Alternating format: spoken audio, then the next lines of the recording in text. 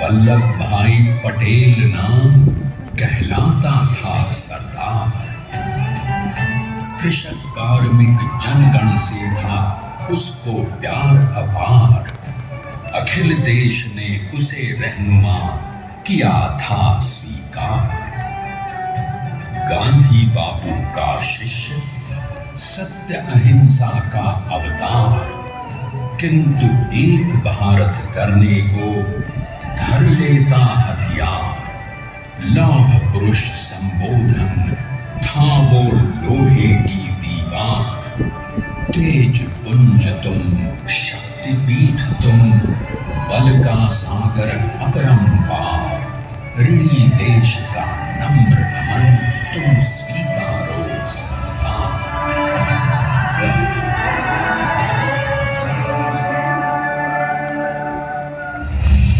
1857 में अंग्रेजों को ललकारने वाले पहले स्वतंत्रता संग्राम के एक सक्रिय सिपाही थे झवेर भाई पटेल। करमसद गांव के इस बहादुर देशभक्त किसान और उनकी पत्नी लाडबाई के 5 बेटों और 1 बेटी में से चौथे पुत्र थे वल्लभ भाई। बालक वल्लभ ने करमसद के बाद नडियाद से अपनी हाई स्कूल की शिक्षा पूरी की। फिर 13 साल की उम्र में उनकी शादी भी हो गई छोटी सी झवेर बाई से। 2 बच्चों, बेटी मणि बहन और बेटे डाया भाई को जन्म देने के बाद झवेर बाई असमय ही चल बसी। सदी बदलने और 20वीं सदी आने पर उनका जीवन भी एक चमत्कार की तरह बदला। पीटर का इम्तिहान पास करके वो वकालत करने लगे। पहले गोधरा, फिर आणंद और उसके बाद अहमदाबाद में। मगर जल्द ही वकालत छोड़कर वो बैरिस्टर बनने की इच्छा से इंग्लैंड चले गए। लंदन में बैरिस्टरी में अव्वल आने और वजीफा जीतने वाले वो अनोखे भारतीय थे। अब तो अहमदाबाद की वरिष्ठ अदालत में बैरिस्टर पटेल की जिरह और जीतों की धूम मच गई।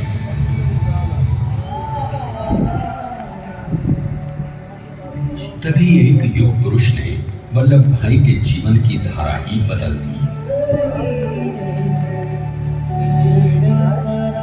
दक्षिण अफ्रीका में सत्याग्रह के अहिंसक अस्त्र से गोरे शासकों को सबक सिखाकर भारत वापस आए बैरिस्टर मोहनदास करमचंद गांधी से मिलकर वल्लभ भाई ने अपने कुछ वर्षों से सीखे विदेशी व्यवहार और संस्कार हमेशा के लिए त्याग दिए और अब वो अपने खेड़ा के किसानों को हक दिलाने के लिए बापू के साथ आंदोलन में कूद पड़े। अब उनके पैरों में जूते नहीं, गांव की धूल थी। हृदय में भारत भूमि की शस्य श्यामला धरती। मन में थे गांधी और मस्तिष्क में एक नए स्वतंत्र भारत का सपना।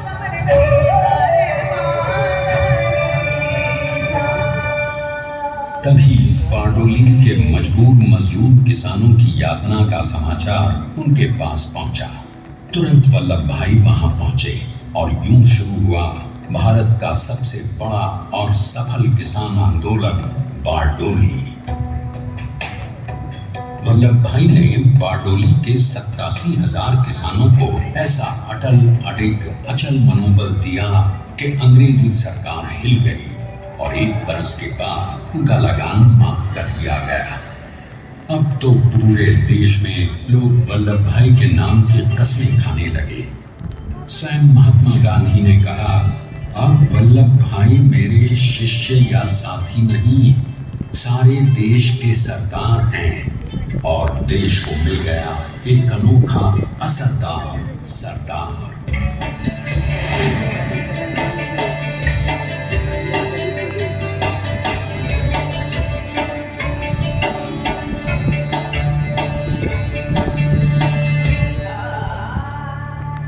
सरदार पटेल के नाम और देशभक्ति से अंग्रेज डर कर कांपने लगे। 1930 के नमक सत्याग्रह और दांडी कूच में वो बापू से भी पहले गिरफ्तार किए गए। तो सन 1932 में फिर उन्हें बापू के साथ ही जेल में 2 सालों के लिए डाल दिया गया। मगर आजादी के दीवानों को स्वतंत्रता के परवानों को कौन गिरफ्तार कर पाया है। जेल से छूटते ही सरदार को कांग्रेस के नए राष्ट्र अध्यक्ष पद पर चुना गया और उनकी सरपरस्ती में राष्ट्रवादी भारतीयों ने तमाम ब्रिटिश सूबों में जीत हासिल कर वहां अपनी स्थानिक सरकारें बनाई। किंतु सरदार का सपना केवल सरकार बनाना नहीं था। उनका स्वप्न तो था एक ऐसे नए भारत का जहां हर रंग, हर रूप, हर जात, मजहब, तबके का हिंदुस्तानी एक साथ मिलकर एक ऐसा नया भारत बना सके जहां पूर्ण स्वराज के साथ सारे समाज को गरीबी, अशिक्षा, छुआछूत से भी आजादी मिल जाए। इसकी पहली रणनीति थी भारत को अंग्रेजों की गुलामी से आजादी, ताकि भारत के लोगों की अपनी सरकार सबके साथ और सबके विकास के लिए काम कर सके। बापू की अगुवाई में अब देश ने अंग्रेजों को अंतिम चेतावनी दे दी, करेंगे या मरेंगे, क्विट इंडिया, अंग्रेजों, भारत छोड़ो। बस फिर क्या था, संघर्ष की रणभेरी बजी। 3 सालों के लिए सरदार पटेल को भी सत्याग्रही नेताओं के साथ जेल में ठूंस दिया गया। 2 सालों के बाद अंग्रेजों को बापू के सभी शिष्यों और साथियों को छोड़ना पड़ा।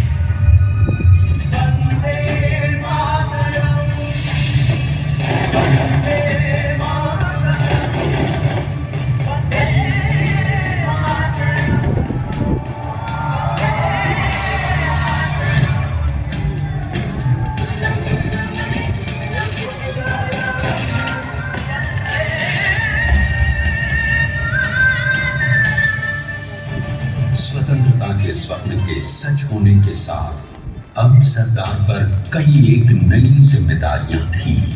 आने वाली आजादी की तैयारी और एक नए भारत के लिए नए लोकतांत्रिक संविधान की संरचना। जैसा उनके साथी ने खुद कहा था, सरकार ने ही छेनी हथौड़ी लेकर एक नए भारत को उकेरा है।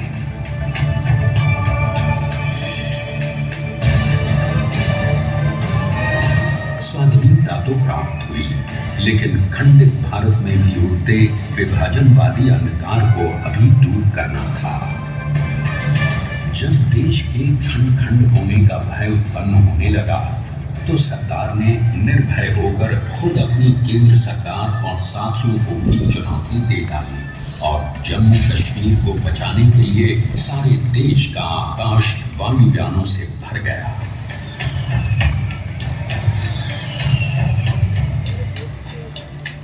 और फिर हैदराबाद और जूनागढ़ के भारत में विलयीकरण को पाकिस्तान से चुनौती मिली। सरदार चाहते थे कि देश की 1 इंच धरती अब और विभाजित नहीं होनी चाहिए। नए भारत को एक करने के लिए समझा बुझाकर, मनाकर 565 रियासतों को सरदार ने अपनी सूझबूझ, सदाशयता, संबल से एक नए स्वतंत्र भारत का अभिन्न अंग बना लिया। हमारे इतिहास में अखंड भारत के पुरुषार्थ का ये एक महानतम अध्याय है।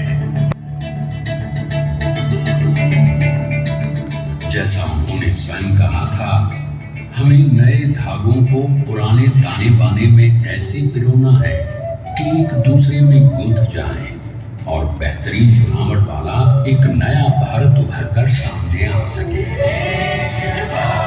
अंततः अपने वज्र दृढ़ संकल्प से एक नया विराट विशाल एक भारत श्रेष्ठ भारत बनाकर दिखा ही दिया सरदार ने। संसार के सबसे बड़े प्रजातंत्र के शिल्पी को प्रणाम करने के लिए देश ने बनाया है ये समर्थ स्मारक। स्वाधीन भारत को समर्थ भारत में बदलने वाले सरदार पटेल को समर्पित प्रेरणा तीर्थ भी है। प्रधानमंत्री श्री नरेंद्र मोदी के नेतृत्व में बनी विश्व की इस विशालतम प्रतिमा के सामने आकर सारी दुनिया जैसे स्वयं ही नतमस्तक हो जाती है।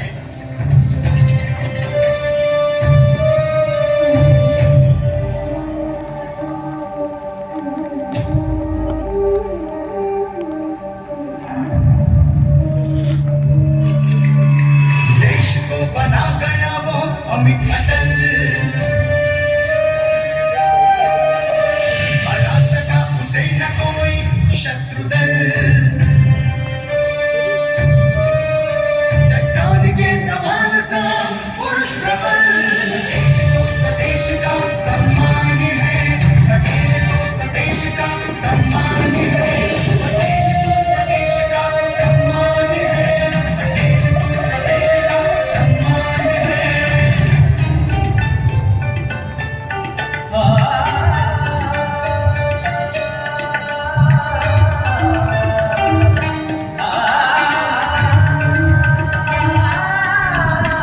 ऊंचाइयां आकाश को छुए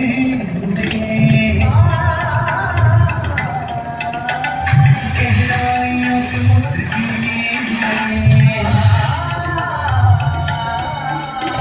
कदम अधिक जमीन पर जमे हुए, पटेल अपनी आन बान शान है, पटेल अपनी आन बान शान है, पटेल तो स्वदेश का सम्मान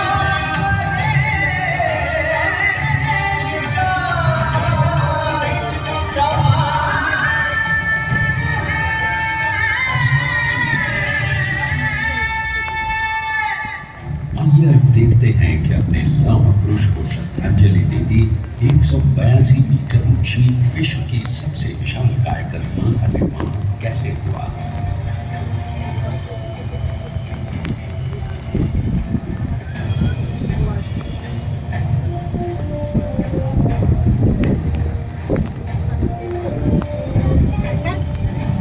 गगनचुंबी इस अद्वितीय अभूतपूर्व प्रतिमा को बनाने के लिए सबसे पहले नदी पर 4500 क्यूबिक मीटर का ड्राफ्ट बना और फिर सीधा 600 फीट का कंक्रीट का बोर्ड बनाया गया।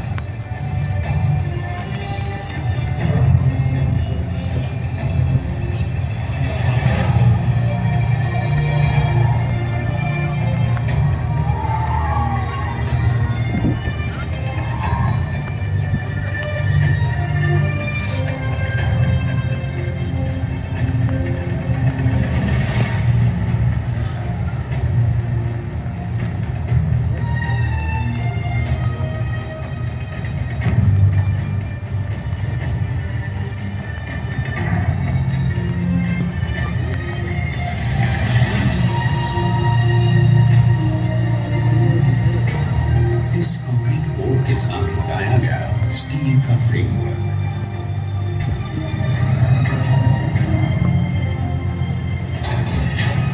और इस फ्रेमिंग पर 6500 ब्रॉन्ज के पीसेस लगाए गए।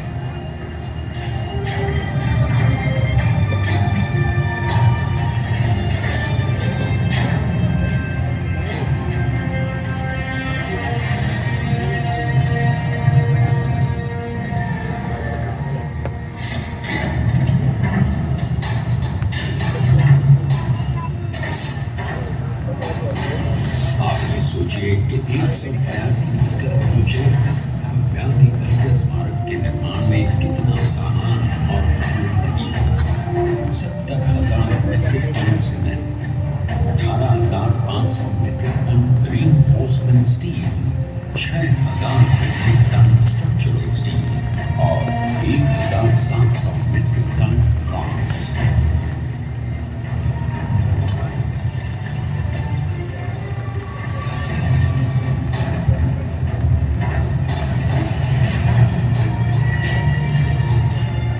स्टैच्यू ऑफ यूनिटी आज एक वर्ल्ड आइकॉन है और इसे मुमकिन बनाने में एक सेकंड भी ब्रेक लिए बिना देश भर की टीम्स ने 24/7 काम किया। 250 से ज्यादा इंजीनियर्स, 4,500 से ज्यादा स्किल फोर्स और कई लाख मानव दिन। हम गर्व से कह सकते हैं कि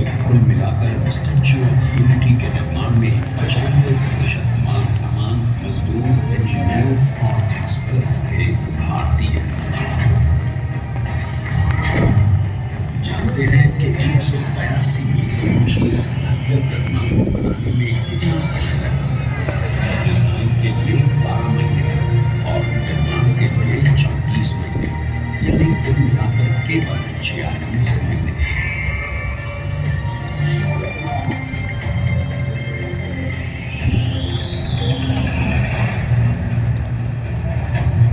इसी तरह बनी देश के शिल्पकार की एक अनोखी अद्वितीय विशाल प्रतिमा, जो सिर्फ आज ही नहीं बल्कि आने वाले न जाने कितने सालों तक यूं ही चमचमाती रहेगी।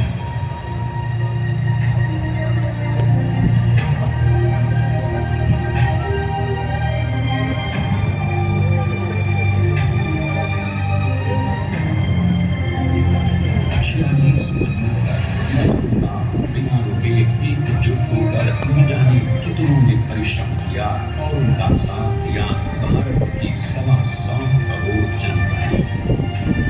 और तभी उनके को आया एक ऐतिहासिक निर्माण जो आज कहलाता है भारत की नई पहचान, स्टैच्यू ऑफ यूनिटी, विश्व की सबसे ऊंची प्रतिमा।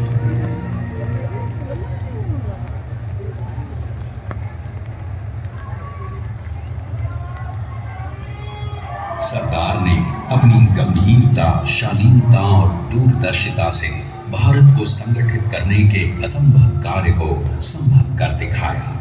आइए आज हम सब उन्हीं की महिमा में विश्व के सामने एक उदाहरण रखें, क्योंकि ये ही भारत को श्रेष्ठता के मार्ग पर ले जाएगा। हमारा कर्तव्य ये है कि हमें निश्चय कर लेना चाहिए कि हमें हिंदुस्तान में जितने लोग थे सबको मिल के भाई भाई की तरह के रहना है। स्टैच्यू ऑफ यूनिटी एकता की प्रतिमा और श्रेष्ठता का प्रतिबिंब है।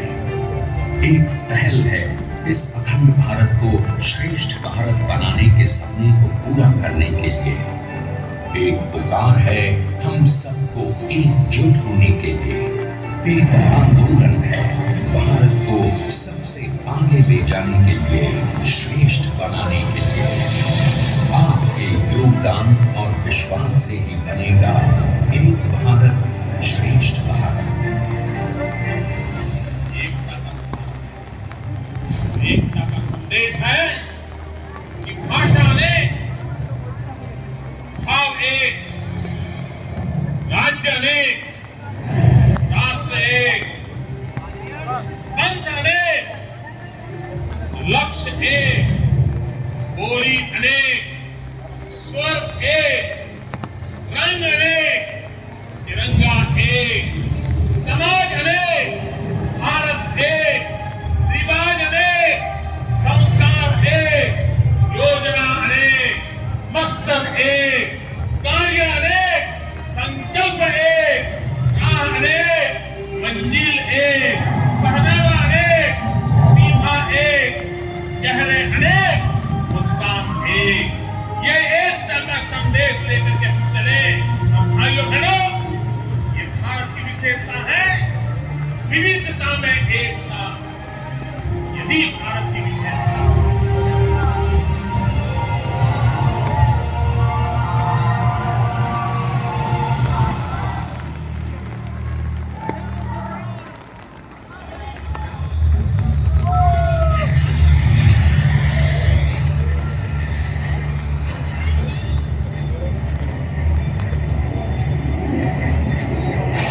Please stand up for the national anthem.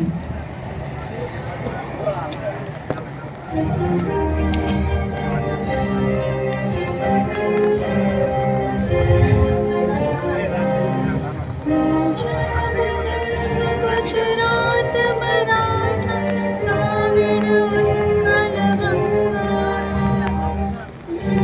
Himachal.